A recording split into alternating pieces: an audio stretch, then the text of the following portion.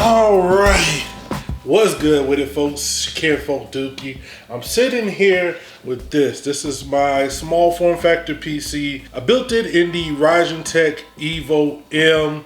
This is about a 20 to 20.1 liter case, so it's just right outside of what a lot of people consider small form factor, but it's the perfect size for me. I would like to go smaller, but I'm loving this case, loving this design. Everything works out for me. Now, I said the second part of the video was going to come with some updates and thermal testing. Shout out to Z-Zombie. I see you. I'm definitely working on that.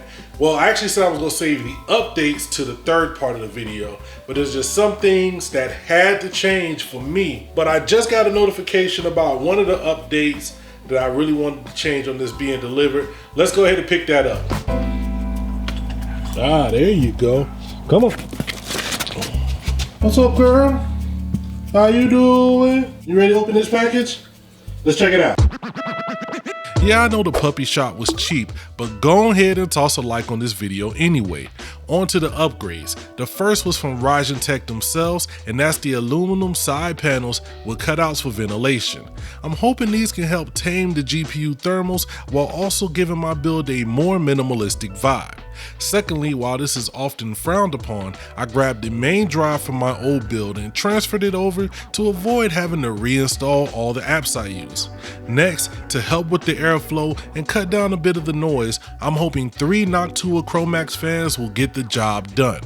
I will be replacing the 2 fans on the AIO and installing one of these as an intake on the bottom.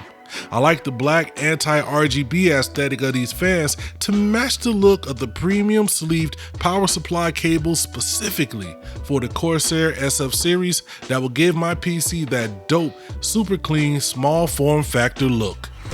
Yo, allow me to jump in here real quick with just a slight mini rant. I know that things are changing, man, and I love Amazon and everything else, but when you live in areas that don't have access to the things you need, it really is a hassle when you're trying to get stuff done. All I need is a simple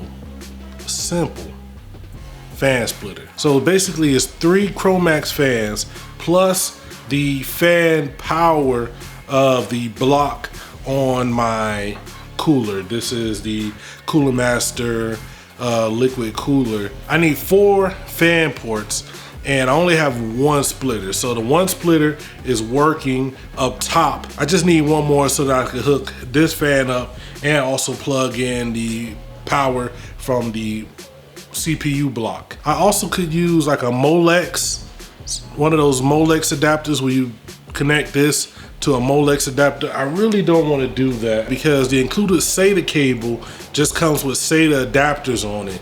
Now they do have one that has Molex, but I don't want to hook this up just to plug in 1 fan. So it's just a conundrum. I live about an hour and a half away from Fry's and about 2.5 hours from Micro Center, and it's really not worth the drive to go all the way there for just these simple parts. So it's just a little bit of a delay, but that's my little bit of mini rant. I'm gonna just go back to putting this together so that I can finish it out today and we'll get back to it. Finally, and probably the biggest change overall, is the RX 5700 XT Red Dragon from Power Color. While I still think the Red Devil version is the best variant of this card, the Red Dragon with its smaller size and cleaner look is the best version for this build. I think Power Color nailed it on the head with 2 large fans for cooling, this clean metallic case, and a Boss Red Dragon logo on the back plate.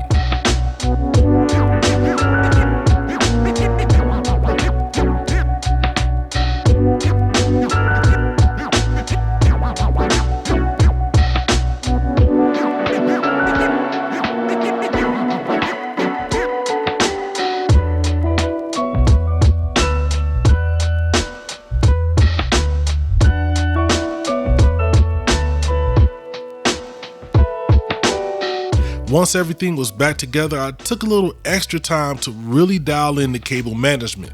I'm still no wizard, but I think it looks much cleaner and organized than before.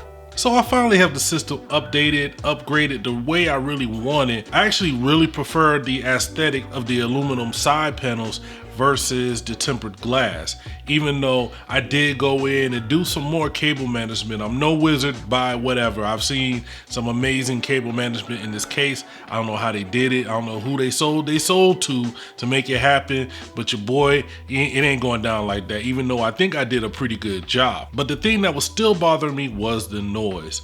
I really could tell when this system was ramping up anytime I got into a game, and not even deep into a game. Anytime any type of real load was put on the GPU, those fans would start to rev up, and you could really tell that even with these side panels with the extra ventilation, it was still choked off and really not getting the best airflow.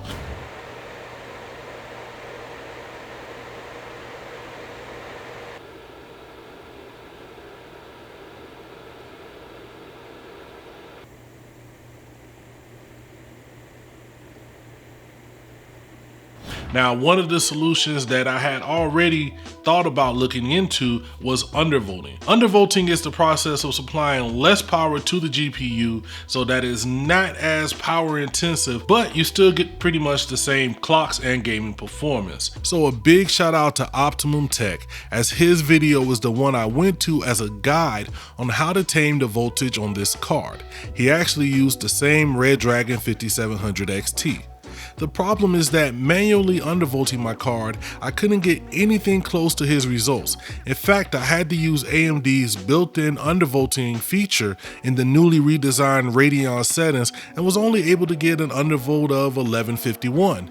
This did little to nothing to reduce the thermals and fan noise under load. What's good, folks? I wanted to break in here on the edit and say that before anybody mentions it down below in the comments, I do know that these cards have a built-in switch that will enable a silent mode.